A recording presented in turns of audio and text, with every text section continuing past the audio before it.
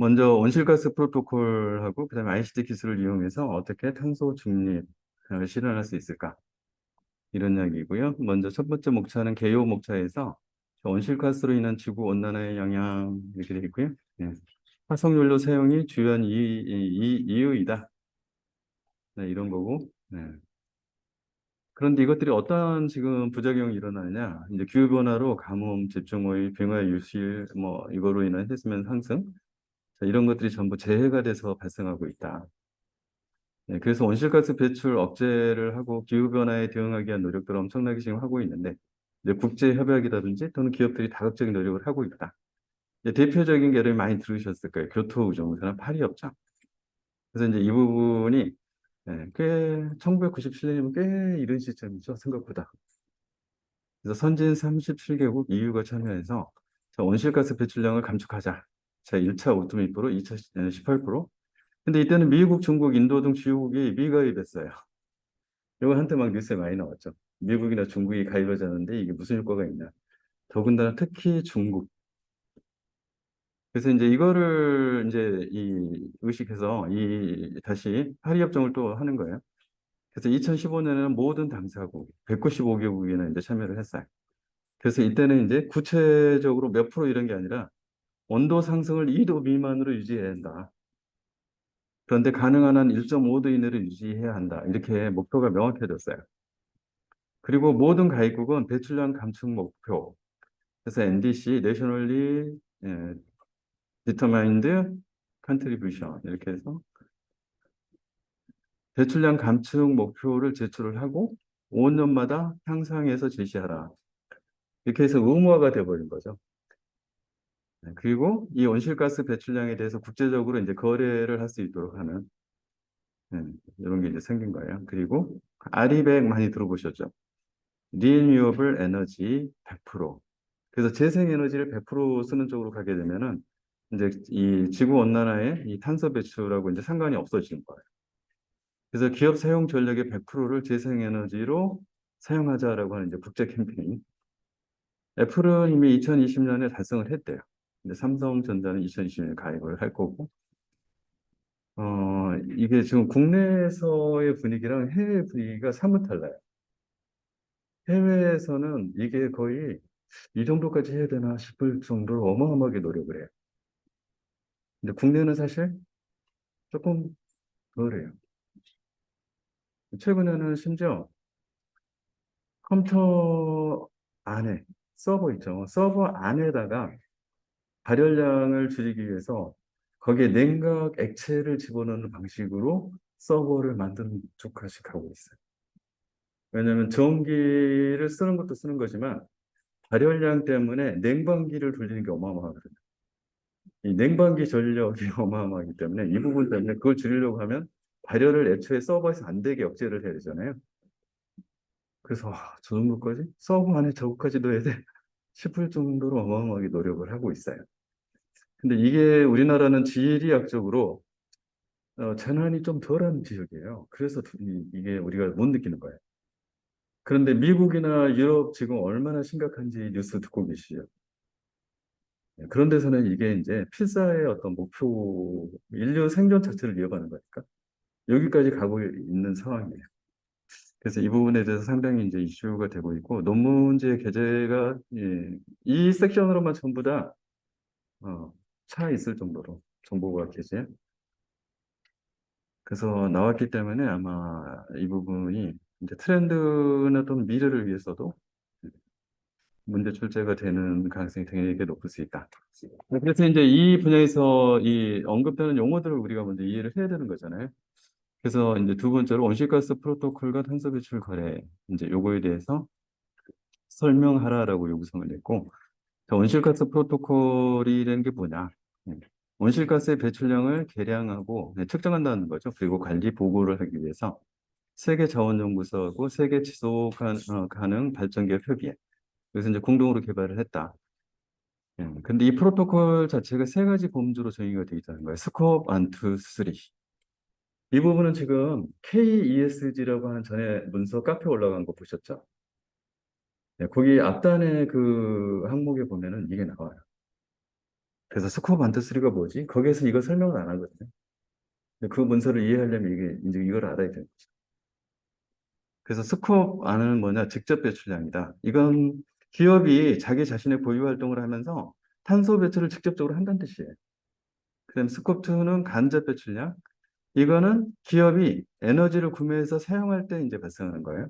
그러니까 구매를 하게 된다. 예, 전기를 구매해서 쓴다. 그럼 그 자체가 이미 이제 스코프 2예요. 그다음에 스코프 3는 외부적인 영향에 의한 간접 배출. 간접 배출이고 이거는 외부적인 영향에 의한 간접 배출. 그래서 이제 직접 하느냐, 간접으로 하느냐, 또는 외부적인 영향에 의한 거냐. 이렇게. 그래서 생산 활동에서 발생하는 간접적인 부분은 이제 스코프 3다. 그래서 이제 이 예를 들어 철강 제조 과정에서 고로의 연소에서 이제 발생하는 온실가스. 그다음에 이 스코프 2 전력의 온천에 따라 이제 배출 개수는 차등이 돼 있는데 아무래도 재생 에너지를 쓰게 되면 이 개수 자체가 낮겠죠.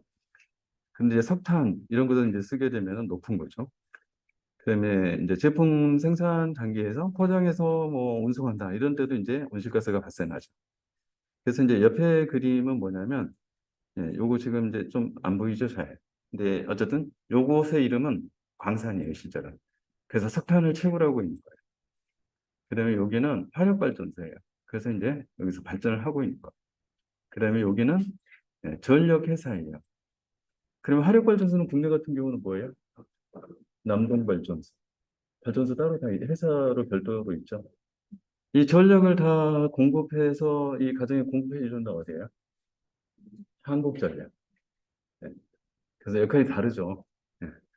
그다음에 이거를 가져다 쓰는 공장들. 이제 이렇게 나뉘어져 있는 거예요. 그래서 특별을 해볼게요.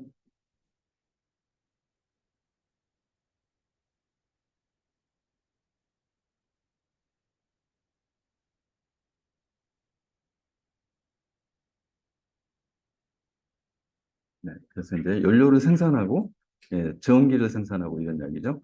자, 이럴 경우에는 이제 연료 자체를 생산하는 직접적인 배출에 해당돼서 여기는 이제 스코프 1이라고 하는 거예요.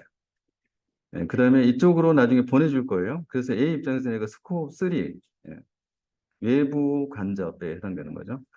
그다음에 전력회사 입장에서는 자기가 이걸 가져다가 직접 전기를 생산하고 있어요. 그러면 스코프 1에 해당돼요. 그리고 거꾸로 여기서 공급을 받을 거예요. 그래서 외부로 해서 여기가 이제 스코프 3. 그다음에 전력회사 입장에서는 이 둘 다 스코프 3예요. 그리고 자기 자신도 맡은 역할은 여기서 만들어진 애들을 어딘가로 전달하는 역할이에요. 그러니까 직접 배출은 안 하죠. 탄소를. 그러다 보니까 여기는 스코프 2가 되는 거예요. 간접 배출이죠. 그다음에 우리는 얼른 생각하기에 한전이 1차 스코프 아닐 것 같죠. 그게 아니고 발전소가 스코프 아니에요. 또는 석탄회사 이런 데가 스코프 아니에요. 그다음에 이제 일반 공장에서 이 전력 공급을 받아서 이걸 가지고 뭔가를 하겠죠. 이렇게 하면 이 전기를 받아서 쓰는 쪽은 스코프 2가 된다. 그리고 나머지들은 다 간접, 외부 간접에 해당돼서 스코프 3가 된다. 네. 그래서 이 두 가지 구분해서 우리가 좀 생각한 거랑 다르죠. 전력회사하고 화력발전소 이렇게 두 가지 구조가 있다는 걸 이해를 하면 전력회사는 스코프 1이 아니라 스코프 2다. 이 부분이 조금 다르죠. 네. 있습니다.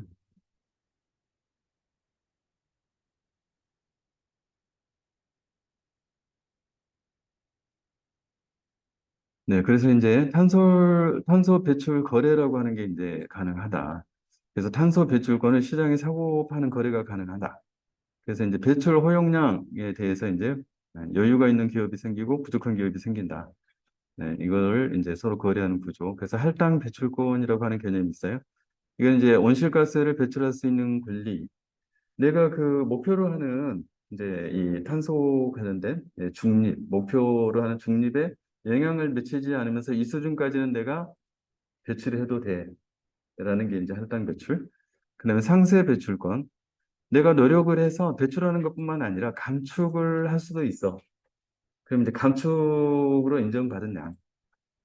그다음에 이제 규제 시장이라고 하는 게 있어요. 요거는 배출량 제한이나 감축량을 실현할 수 있도록 강제로 탄소 배출권을 매매하게 하는 시장.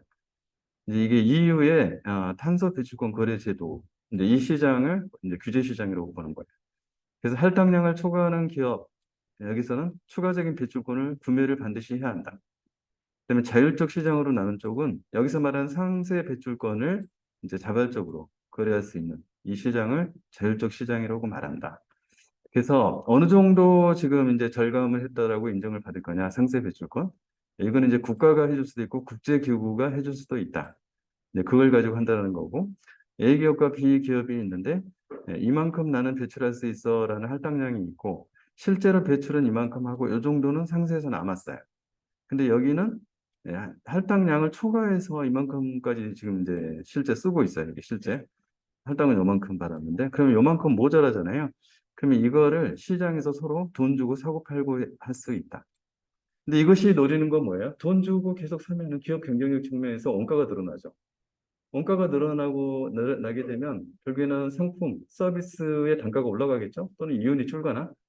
네, 그러면 결국에는 탄소 관련된 이 규제를 못 지키는 이런 기업은 계속 원가가 상승하는 거예요. 그래서 시장에서 결국에는 살아남을 수 없게 된다. 그 이야기를 하는 거고, 그렇게 해서라도 기업들이 탄소를 배출하는 생산 활동 또는 기업 활동을 더 이상 못하게 막으려고 하는 거예요. 자, 세 번째, ICT 기술을 이용한 탄소 중립 대응 방안. 이렇게 해서 기후변화 관련된 이제 저런 것들을 하고 있다라고 하면 이제 여러분들 머릿속에 많은 지금 스코어 1, 2, 3에 해당되는 많은 라인에 각각의 관련된 이해 당사자들이 어떻게 하고 있나를 결국에는 모니터링하는 체계가 필요하죠. 그래야만 국가나 또는 국제협약에서 이거를 통제할 수 있을 거죠. 자, 그러면 그거를 어떤 방식으로 할까라고 머릿속으로 딱 생각해 보시면은, 아, 일단은 그들이 배출하고 있는 탄소에 관련된 오만 잡다 라인들을 전부 다 네, 모니터링해서 데이터를 수집해야 되는구나. 그리고 그 데이터를 기반으로 해서 분석하고, 니네는 지금 문제가 있어. 아니, 니네는 잘하고 있어. 그리고 그것들을 전 지구적으로 통합을 해서 우리 지구가 앞으로 그러면 탄소 중립 목표를 달성할 수 있을지. 예를 들면 1.5도씨 이하로 온도가 상승하는 거, 목표를 1.5도씨 이상을 못 올라가도록 제한할 수 있는지. 자, 이런 것들을 계산을 할 수가 있게 되는 거죠. 그래야만 미래에 대해서 예측하고, 그 예측이 아주 비관적일 때는 초비상 대응을 해야 될 거잖아요. 그래서 이제 정확하게 측정 보고 검증하는 기술이나 절차가 필요해진다. 이거를 MRV라고 한다. 모니터링, 리포팅, 베리피케이션 해서 MRV라고 한다. 그래서 이러한 데이터의 정확성, 신뢰성, 일관성, 투명성, 자, 이런 것들이 이제 보장이 돼야 되는데, 이거는 ICT 기술로 가능하다. 대표적인 ICT 기술이 뭐냐? 이제 머릿속에 이미 다 나왔을 거예요. 그동안에 배우신 주제들이 총동원되겠구나. 사물 인터넷. 사물 인터넷 IoT는 뭐예요? 모든 사물에 예, 실제로 센싱을 할 수 있는 기술. 그래서 센싱에서 데이터를 수집하는 기술이에요. 그다음에 엣지 컴퓨팅은 뭐예요? 그런 데이터를 모으면은 그 데이터의 양이 어마어마해요. 그래서 이 부분을 클라우드로 실제 스토리지에 저장하려고 전송을 해서 전송하는 과정도 문제고요. 그거를 받은 클라우드 인프라에서 그걸 처리하는 연산을 하는데 어마어마한 컴퓨팅 파워가 필요해지겠죠. 자, 그렇게 되면은 그 자체도 이미 탄소 배출에 해당되는 거예요. 자, 그래서 그거를 어떻게 할까? 일단 측정은 IoT로 할 거예요. 그런데 이거를 센서가 계속 늘어날 거고 데이터 센터로 전달되는 동안 전송이나 응답 지연이 계속 발생할 거예요. 자, 그래서 이 부분을 어떻게 할 거냐? 네트워크에 센싱 노드의 말단에서 거기에다가 컴퓨터를 집어넣어 버리자. 이게 지금 엣지 컴퓨팅이잖아요. 그래서 걔가 일차적으로 데이터 수집한 걸 전부 연산해 버린 거예요. 그래서 데이터 센터로 보내야 될 정보만 최종 결과값으로 조치해서 날려버려요. 이게 지금 엣지 컴퓨팅이 하는 역할이 되는 거죠. 그런 방식으로 온실가스를 배출을 저감할 수 있다. 해서 뭐 이제 뭐 이런 것들은 예시로 여러분들이 봐뒀다가 만약에 문제가 나오면 비고랑 같은데 살짝 살짝 써주면 되는. 근데 빅데이터와 인공지능, 자 IoT에서 특정된 또는 센싱된 데이터가 막 모일 거예요. 이 자체가 이미 빅데이터예요, 그렇죠? 그리고 이 빅데이터에 대해서 결국에는 그거를 분석하고 또 그걸 가지고서 뭔가 모형을 만들고 그리고 그 모형을 통해서 학습하고 뭔가 또 바람직한 방향으로 결과값을 내고. 자, 이러한 것들을 전부 자동화하려면 결국엔 인공지능이 필요해진다. 네, 그래서 인공지능을 통해서 분석하고 최적화하는 작업들을 할 것이다. 네, 이런 데 기여할 수 있다라는 거예요. 그래서 기업의 ESG 활동을 효과적으로 이 부분을 통해서 수행이 가능하다. 그다음에 이제 블록체인. 이제 지금 딱 보니까 전 세계적으로 움직이고 있고 모든 기업들이 움직이고 있고 그다음에 다 같이 탄소 배출권을 남으면 팔고 모자라면 사고.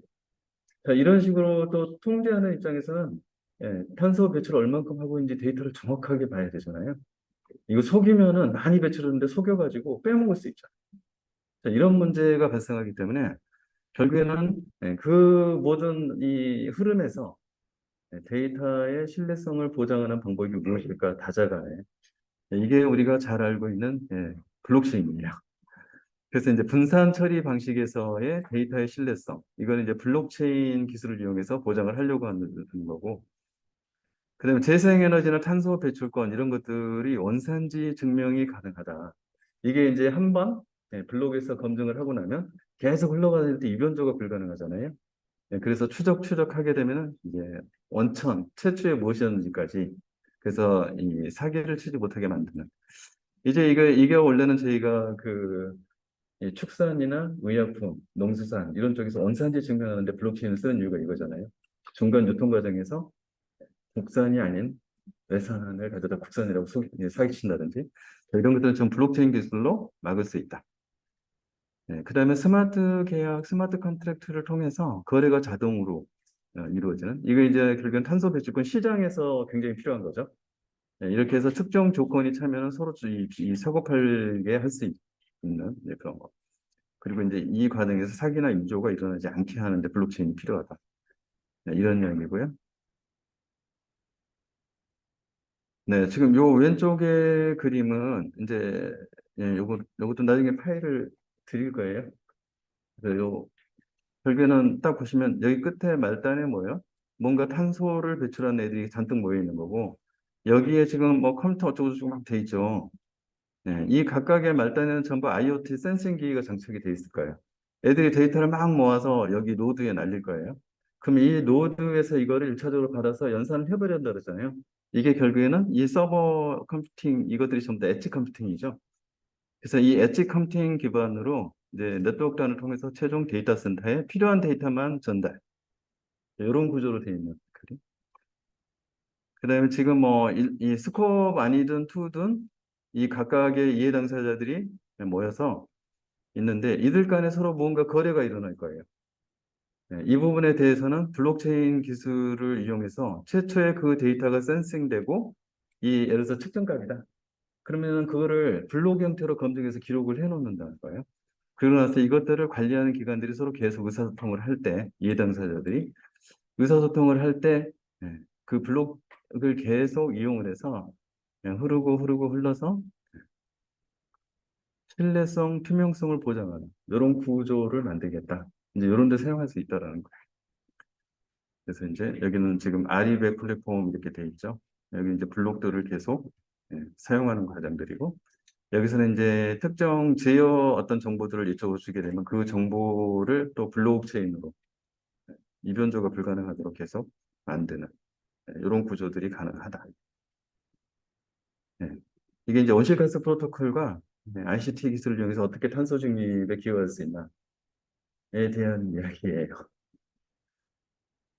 조금 현실성이 좀 더 강해지나요? 이렇게 서로 이야기를 하면 좀 더 구체화되죠. 적어도 이제 스코어 반, 투, 쓰리는 구분할 수 있다. 이렇게. 네.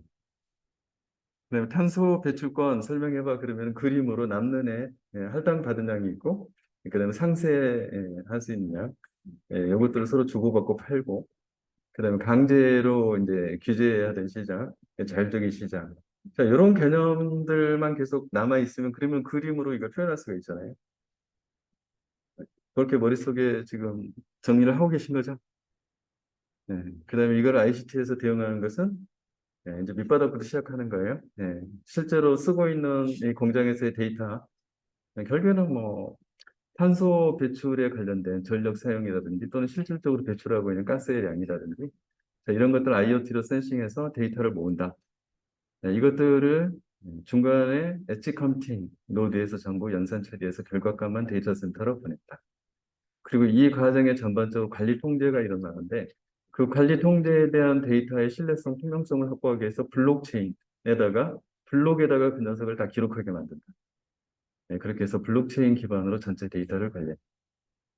이제 떼놓고 보면 지금 스토리라인이 이야기한 거잖아요. 네, 요것들을 여러분들이 잘 별식화해서 간단하게 표현할 수만 있으면 됩니다.